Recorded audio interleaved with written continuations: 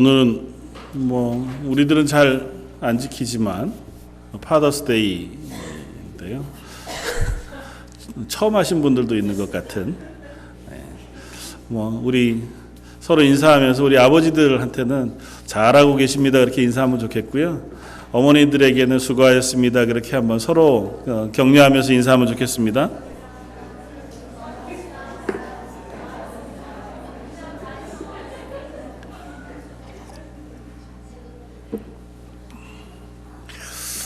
부모로 살아가면서 부모 노릇 잘하고 있다 이렇게 누가 이야기해주면 참 많이 위로가 되는 것 같아요.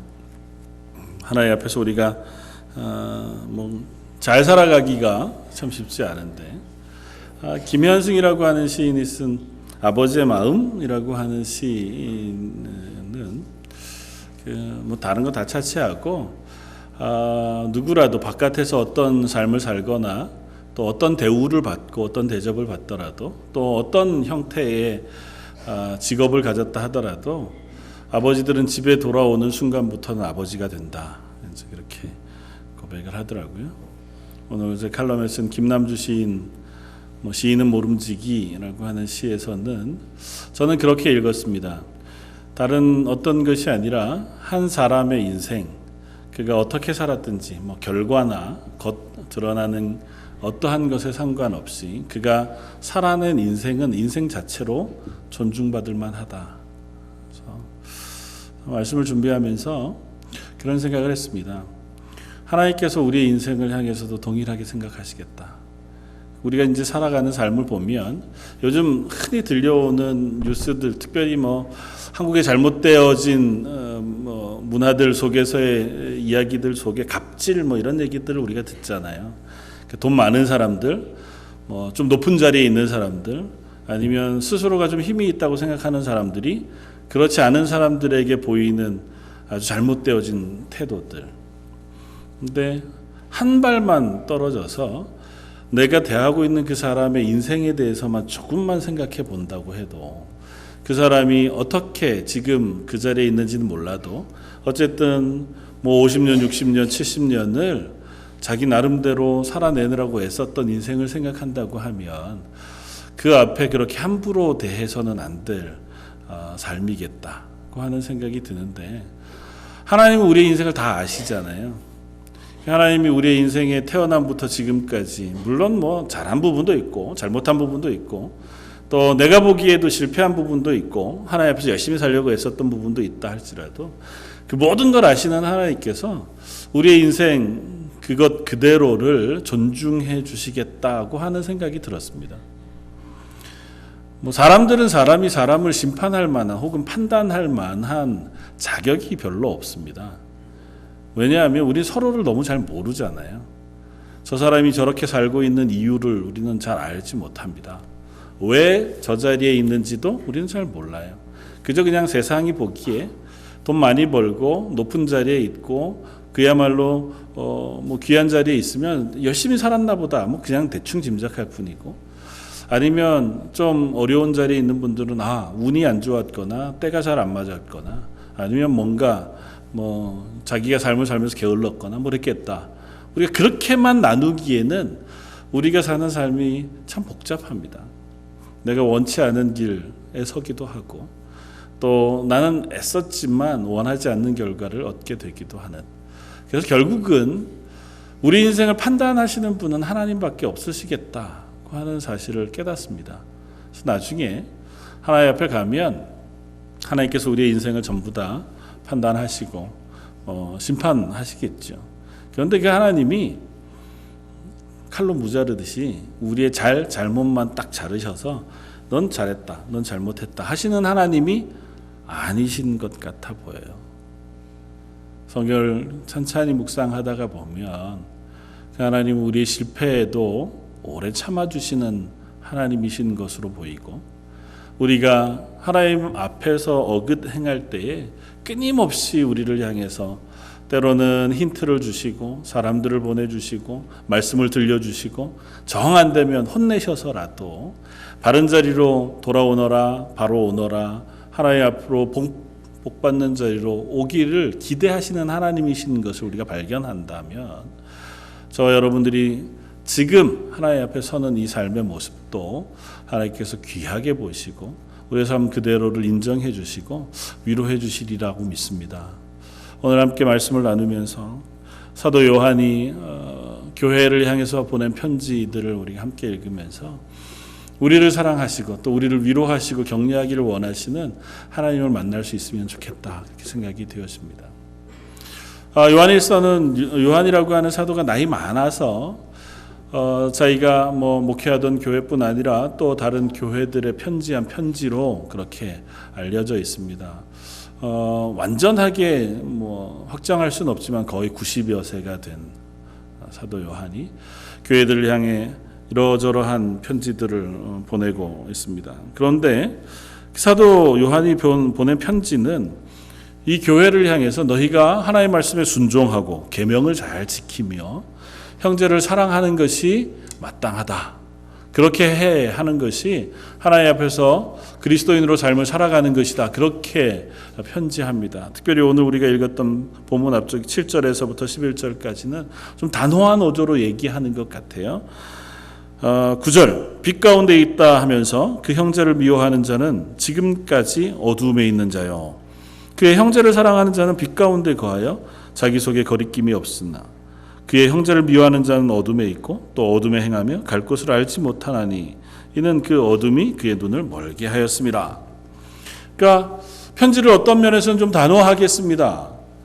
하나님 앞에서 너희가 하나님의 계명을 지키고 하나님의 말씀에 순종하며 그리고 형제를 사랑하는 것이 마땅한데 만약 너희가 지금 형제를 사랑하지 않는다면 넌 빛 가운데 거하는 것이 아니라 어둠 가운데 있는 것이다.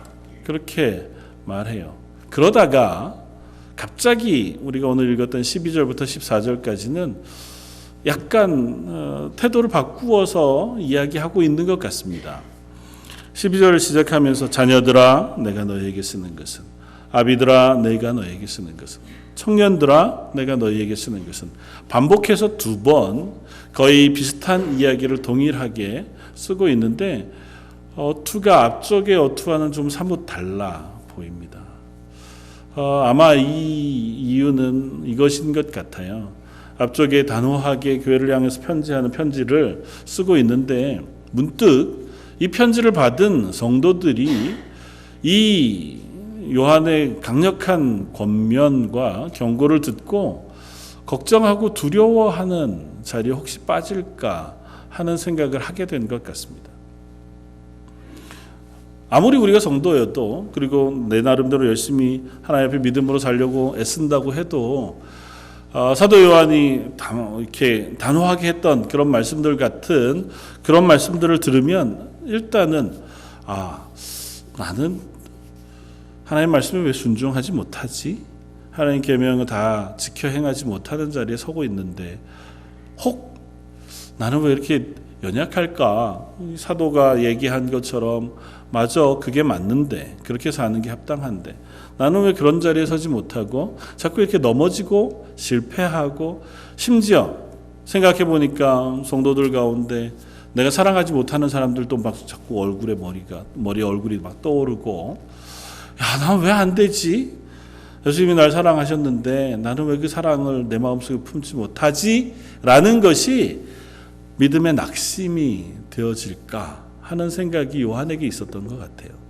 그래서 잠시 그가 쓰던 편지를 중단하고 그들에게 권면의 말을 또 위로의 말을 격려의 말을 전합니다. 그것이 12절부터 14절까지의 말씀인데요.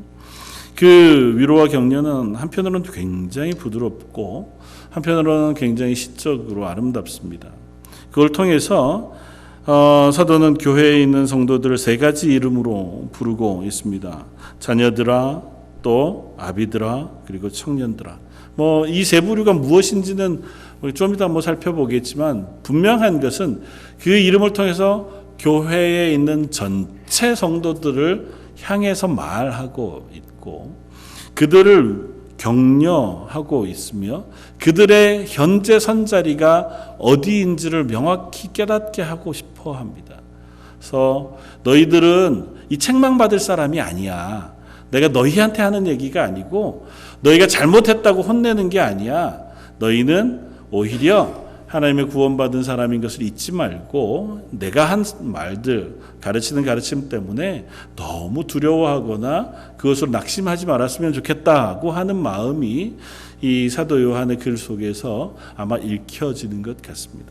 그래서 사도 요한은 이 성도들이 지금 선 자리, 하나님이 그들에게 부으시는 영광이 무엇인지를 간략하게 먼저 쓰고, 그리고 또 다시 격려와 이 말 이후에 교회를 향한 도전의 말씀들을 쓰고 있습니다. 이 부류들은 뭐 여러 가지로 생각할 수 있습니다. 누굴까요? 자녀들아 혹은 청년들아 아비들아라고 부르는 사람들은 누굴까요? 제일 쉽게 생각하면 이런 거겠죠. 주일학교 학생부 여러분, 또 뭐 청년들, 장년들, 그리고 연로한 어르신들, 뭐 이렇게 부르는 것일 수도 있을 것 같아요. 나이를 따라서 그렇게 짐작해도 조금도 무리가 없어 보입니다. 반면에 믿음에 연약한 자리에 있는 초신자들, 그래서 자주 사도 요한이나 바울이 아이들아 뭐 이렇게 부를 때에, 자녀들아 이렇게 부를 때에 믿음에 연약한 자리에 있는 이들을 권면할 때 그렇게 사랑 어린 말로 불렀던 것을 우리가 보면 아마 그렇게 이해해도 큰 문제는 없겠다. 청년들아 아비들아는 교회 가운데 믿음의 열심을 내고 교회 중직에 서서 교회에서 일꾼으로 섬기는 그런 사람들을 향해서 이야기하는 것일 수도 있겠다. 그러나 어쨌거나 이 모든 것들을 통합해 보면 교회의 일정한 누군가에게만 말하고 있는 것이 아니라 교회에 소속된 모든 사람들, 어린아이로부터 장년에 이르게 처음 믿은 사람부터 오래 믿어서 신앙생활 잘하고 있는 사람에 이르기까지 누구라도 교회에 소속한 성도들 전부를 향해서 사도가 편지하고 있는 것이고, 그 전부를 향해서 성도 여러분 이렇게 쓰지 않고 각자를 따로따로 부르고 있는 것은 그 한 사람 한 사람을 위로하고 격려하고 싶은 사도의 마음을 표현하는 것인 것 같아요. 여러분 힘내세요 보다는 한 사람 한 사람 붙잡고 손잡아주고 격려하고 어깨 두드리는 것이 훨씬 더 친밀하잖아요. 그래서 아마 사도는 이런 굳이 나누지 않아도 될 만한 그 나눈 자녀들아 또 아비들아 또 청년들아 각자 내가 어디에 속했는지 잘 모르지만 그 작은 부름을 통해서 그들 한 사람 한 사람을 격려하고 있다, 그렇게 생각이 되었습니다. 내용들은 이렇습니다. 자녀들아 내가 너희에게 쓰는 것은 너희 죄가 그의 이름으로 말미암아 사함을 받았습니다. 14절에 한 번 더 자녀들아 그렇게 반복해서 부르고, 아이들아 내가 너희에게 쓰는 것은 너희가 아버지를 알았습니다, 그렇게 이야기합니다. 자녀들아 아이들아 그렇게 부르면서 먼저는 너희가 어떻게 해요? 죄사함 받았다는 사실을 내가 알기 때문에 너희에게 이 편지를 쓴다. 두 번째는 너희가 아버지를 알고 있는 사람이기 때문에 이 편지를 쓴다 이야기합니다. 무슨 의미일까요?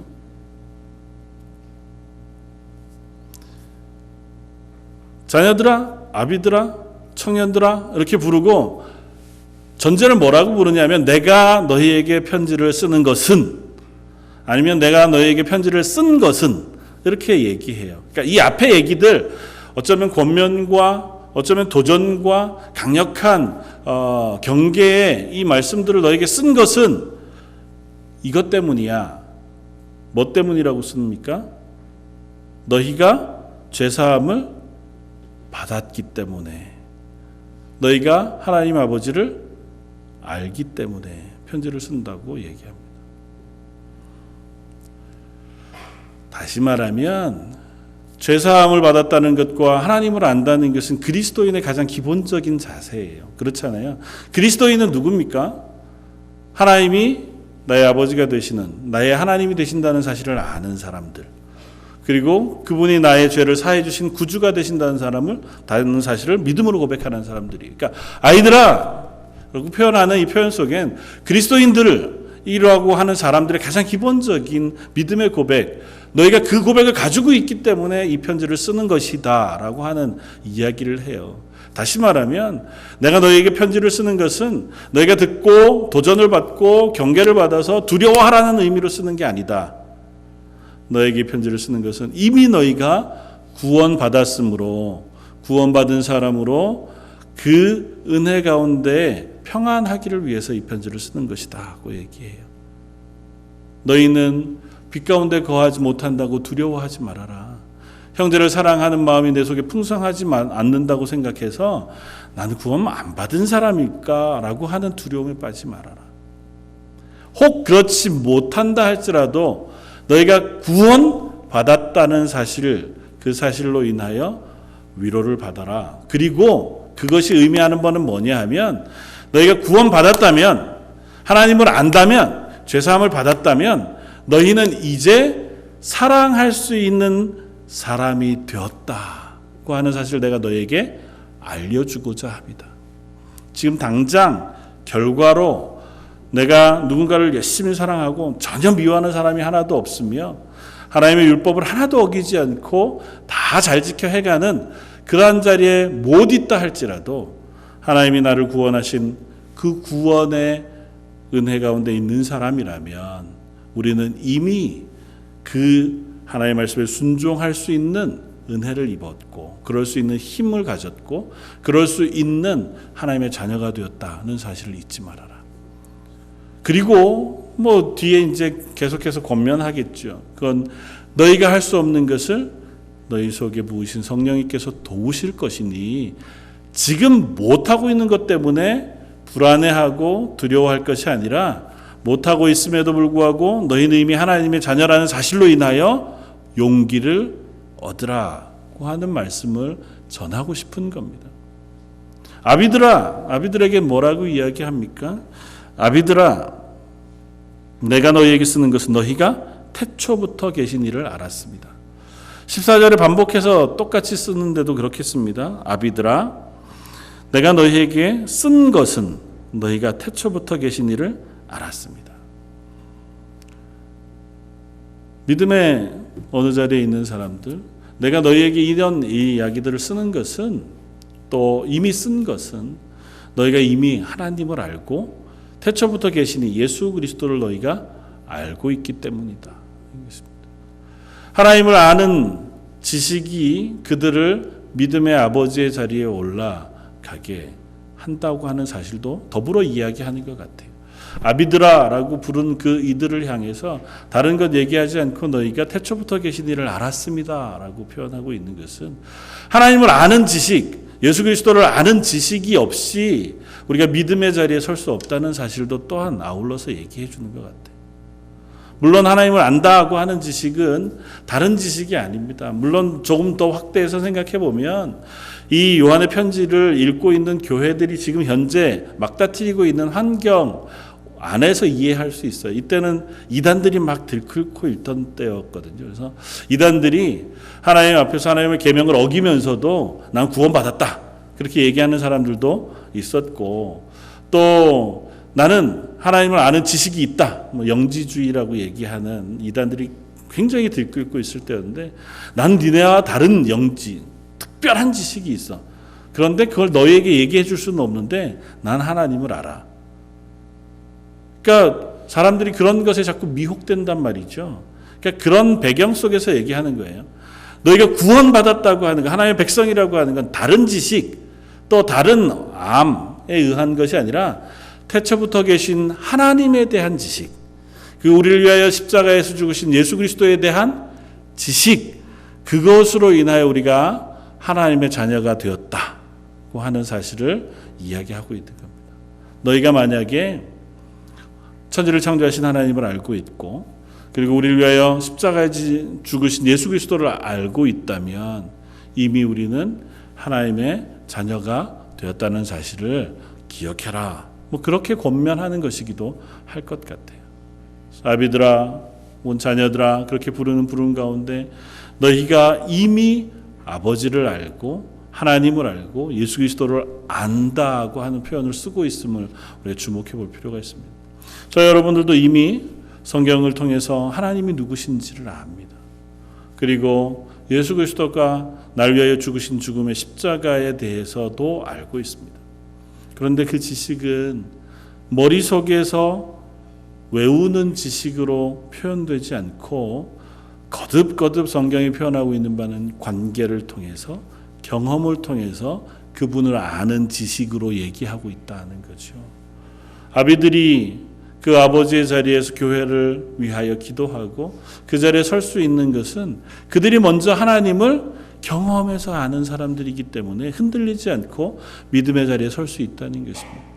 그 하나님과 관계 속에서 내가 친밀하게 그 하나님의 말씀 앞에 살아가는 삶을 살려고 할 때에 그 사람이 바로 교회 가운데서 자녀들에게 혹은 교회의 모든 성도들 앞에 믿음으로 그들을 인도해 갈 수 있는 사람들이기도 하다는 사실 우리에게 얘기해 줍니다.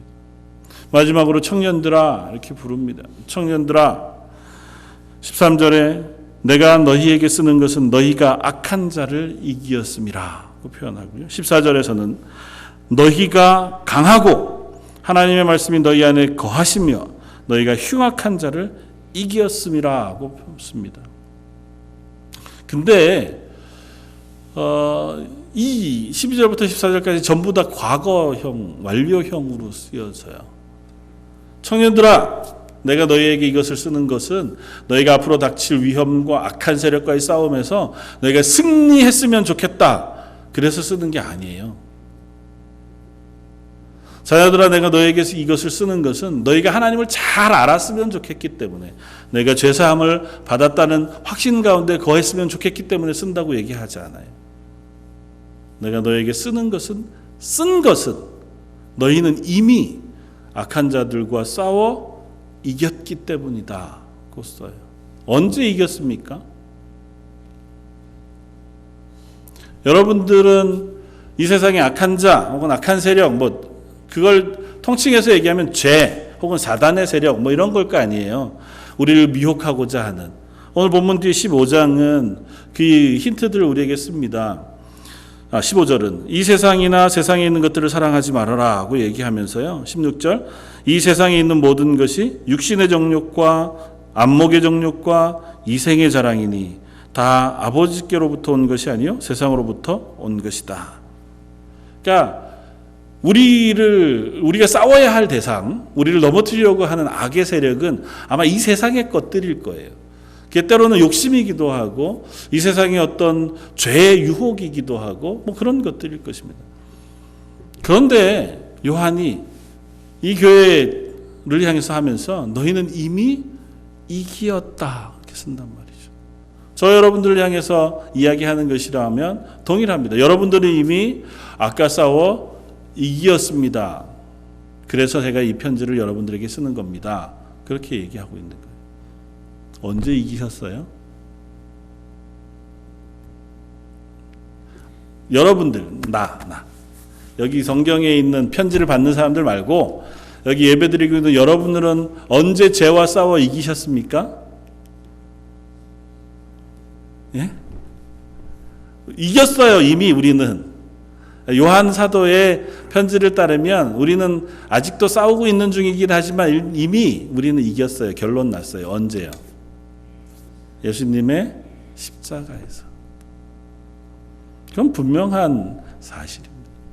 예수님께서 십자가에 달려 죽으실 때에 이미 우리도 함께 그 십자가에 못 박혀 죽음으로 말미암아 우리는 죄와 사망의 권세와 싸워 이겼습니다. 아직도 우리는 이 땅에 살아가면서 그 유혹 가운데 살아가고 이 세상 가운데 살아갑니다. 그래서 여전히 우리는 싸우다가 넘어질 때도 있고 낙심할 때도 있고 길을 걸어가다가 실패할 때도 있고 때로는 승리해서 감사하고 기쁠 때도 있는 것 같아 보이지만 성경은 뭐라고 얘기하냐면 이미 너희의 싸움은 끝이 났다고 얘기해요. 너희에게 주어진 것은 이미 승리 가운데 예수 그리스도께서 이미 너희 가운데 승리하신 승리 위에 이 땅 가운데에서 삶을 살아가는 것이다. 그 얘기하는 겁니다.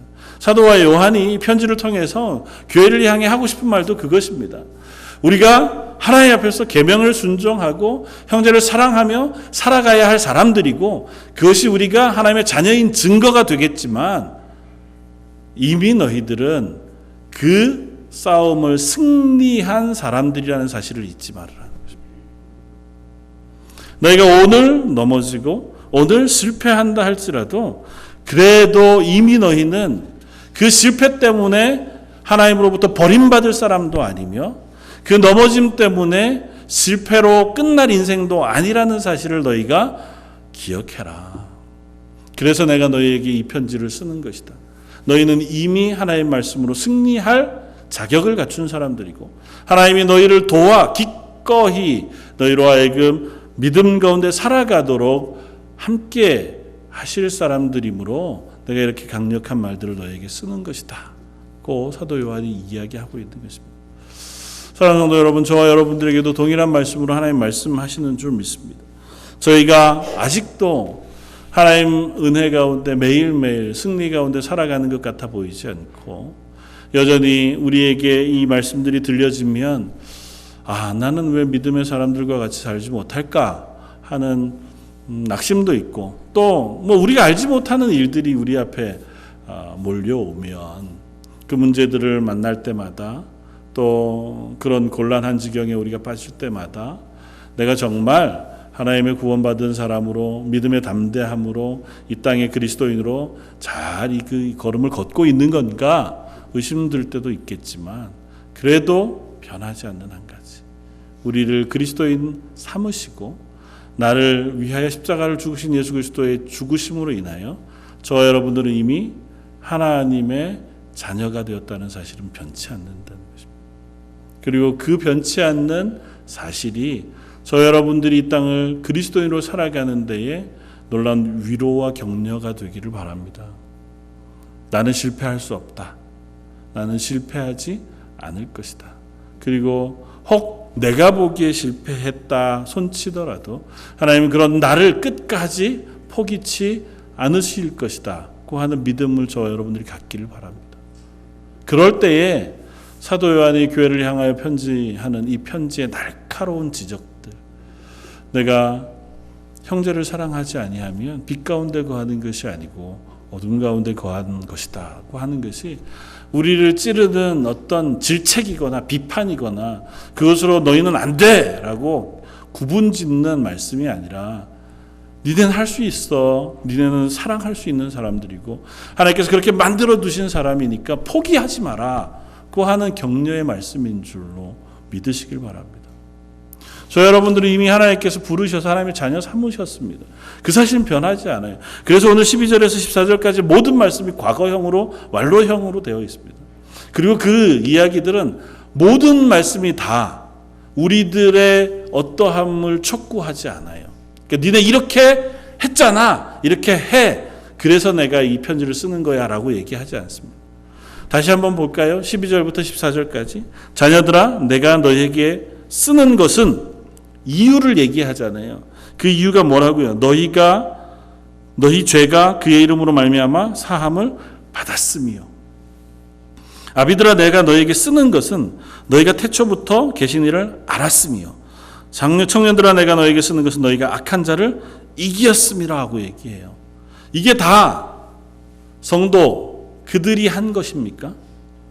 그렇지 않잖아요. 태초부터 계신 하나님을 아는 것 우리가 애써서 하나님을 아는 자리에 섰기 때문에 하나님을 아는 게 아니잖아요. 하나님이 우리에게 나타나셔서 말씀해 주셔서 우리에게 성령을 부어주셔서 비로소 우리가 하나님이 누구신지 알게 된 사람들이잖아요. 우리가 죄사함을 받았다는 것 어떻게 죄사함을 받습니까? 내가 회개를 열심히 했더니 죄사함을 받나요? 아니면 내가 잘못한 것을 열심히 보상하고 선한 일을 막 해서 죄사함을 받나요? 아니잖아요. 죄사함은 어떻게 받았습니까? 예수님이 거저 주셨어요. 예수님이 날 대신하여 죽으심으로 거저 죄사함을 내게 부어주셨습니다. 우리가 악을 언제 이겼습니까? 이 세상을 향해서 열심히 우리가 싸우죠. 믿음으로 살기 위해서. 여전히 우리는 그 싸움 속에 있으니까 그 싸움을 얘기하지 않아요. 이 얘기는. 이미 이긴 싸움에 대해서 얘기합니다. 이 싸움은 누가 싸웠어요? 예수님이 싸웠잖아요.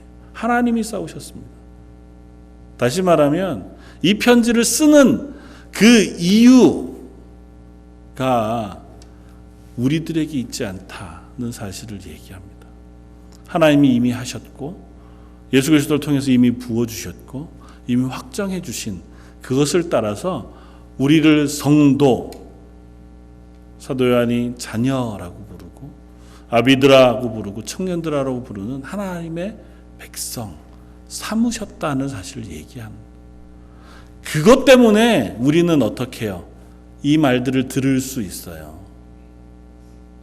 빛 가운데 거하라고 하는 말을 들을 수 있어요. 이미 우리가 하나님의 자녀이기 때문에 이 말을 하고 있다고요. 자녀가 아닌 사람들, 아직도 구원받지 않은 사람들, 그 심의한 사람들에게 야, 니네 사랑 안 하면 하나님의 구원받는 사람이 아니야 라고 얘기하면 이게 도전이 돼요. 그렇잖아요. 그럼 내가 사랑해야만 구원받나? 그런데 이미 구원받은 사람들에게, 이미 빛 가운데 거하는 사람들에게 사랑하는 자는 빛 가운데 거한다 라고 얘기하고, 만약에 사랑하지 아니하면 어둠 가운데 거하는 거라고 얘기하는 것은 무엇일까요? 도전이에요. 격려입니다. 니네는 거기에 있을 사람이 아니야.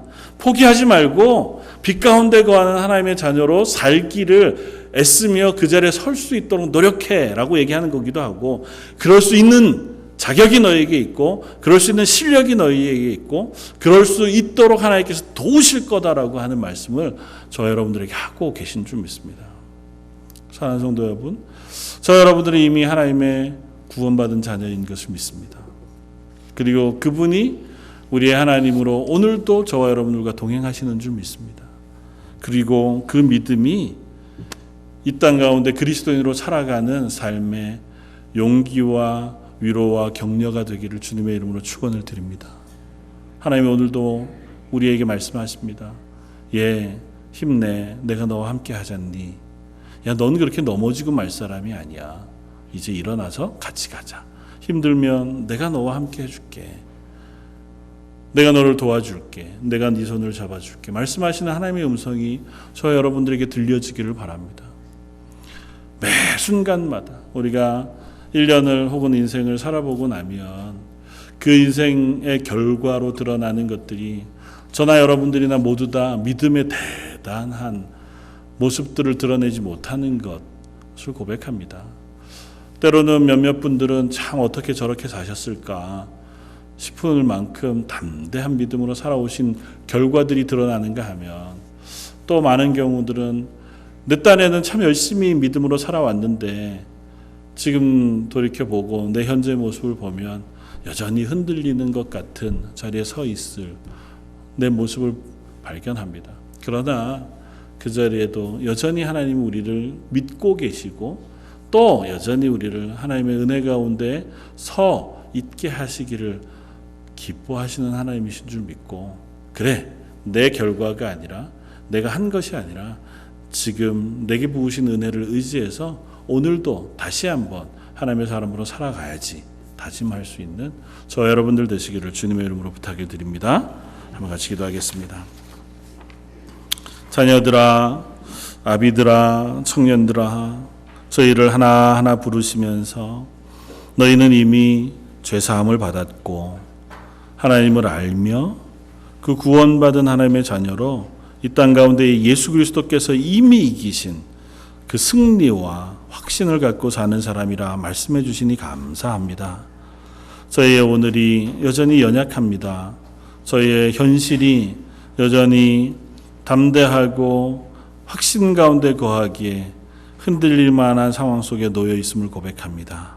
그러나 그 와중에도 저희를 잡으신 손을 놓지 않으시는 하나님, 저희를 하나님의 자녀로 또 청년으로 이 땅 가운데에서 힘있게 살아가도록 격려해 주시는 하나님의 격려를 의지하여 매일매일 하나님의 사람으로 살게 하여 주옵소서. 오늘 말씀 예수님 이름으로 기도드립니다. 아멘.